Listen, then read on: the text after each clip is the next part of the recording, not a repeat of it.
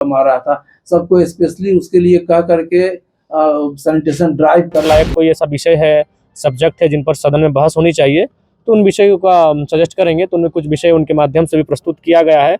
धनबाद के एसएनएमएमसीएच अस्पताल का निरीक्षण के लिए डुमरी विधायक जयराम महतो पहुंचे, जहां उन्होंने कई वार्ड का निरीक्षण किया। वार्डों के अंदर खामियां देखने को मिली, जिसके लिए उन्होंने नाराजगी जाहिर की। अस्पताल में व्याप्त समस्याओं को लेकर विधायक ने अस्पताल के अधीक्षक संजय कुमार चौरसिया से बातचीत कर अवगत कराया। साथ ही अलग अलग विषयों पर भी विधायक ने अधीक्षक से मांग की, जिस पर सकारात्मक आश्वासन अधीक्षक ने दिया।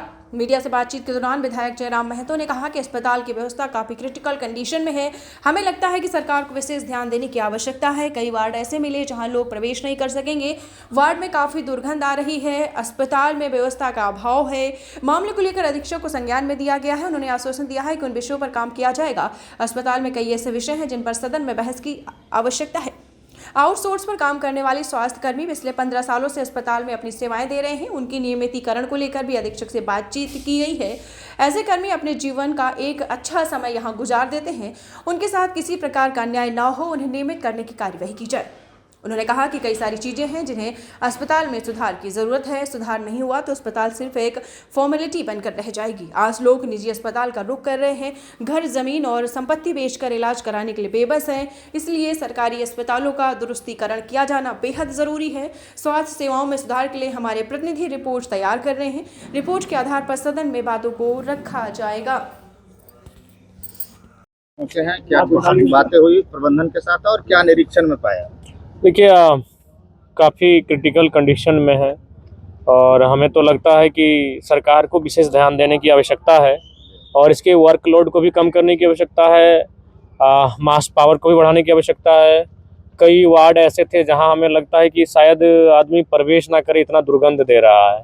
बहुत सारे अभाव दिखे हैं और उन सारे विषयों से हम लोग बिंदुवार सुपरिंटेंडेंट को संज्ञान में दिए हैं और उन्होंने आश्वासन दिया है कि उन विषयों पे काम किया जाएगा। और मैंने भी कहा है कि अगर सदन के लायक कोई ऐसा विषय है, सब्जेक्ट है जिन पर सदन में बहस होनी चाहिए, तो उन विषयों का सजेस्ट करेंगे। तो उनमें कुछ विषय उनके माध्यम से भी प्रस्तुत किया गया है और आगामी जो सत्र होगा उसमें उन विषयों को रखा जाएगा।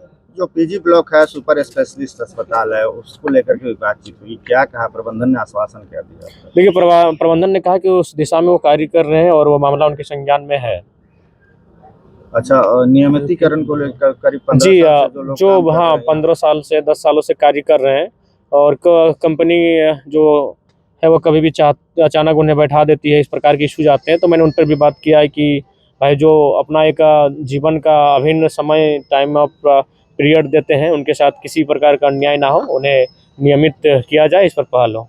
ये तो हो गई रूटीन की बात। देखा जाता है कि समय समय पर अस्पताल में लापरवाही का भी मामला सामने आता है। जी, बहुत सारे ऐसे चीज़ें हैं जो अस्पताल में सुधार करने की अत्यंत आवश्यक है और अगर उस दिशा पर सुधार नहीं करते तो फिर अस्पताल लोगों के लिए केवल एक फॉर्मेलिटी बन के रह जाएगी। और ऐसे भी देख रहे हैं आज के दौर में, जिस प्रकार से देख रहे हैं लोग जो निजी अस्पताल है उनकी ओर जा रहे हैं, अपना घर जमीन बेचकर, अपने संपत्ति बेचकर इलाज कराने के लिए जा रहे हैं। तो इसके लिए सरकारी अस्पतालों का दुरुस्त किया जाना बहुत आवश्यक है। सरकार से क्या मांग करेंगे और सदन में किस तरह से इस मामले को उठाएंगे? हाँ जी, इस विषय पे हम लोग अध्ययन कर रहे हैं। हम लोग अपने 2 प्रतिनिधि नियुक्त किए हैं और उनके माध्यम से हम लोग एक रिपोर्ट लाएंगे।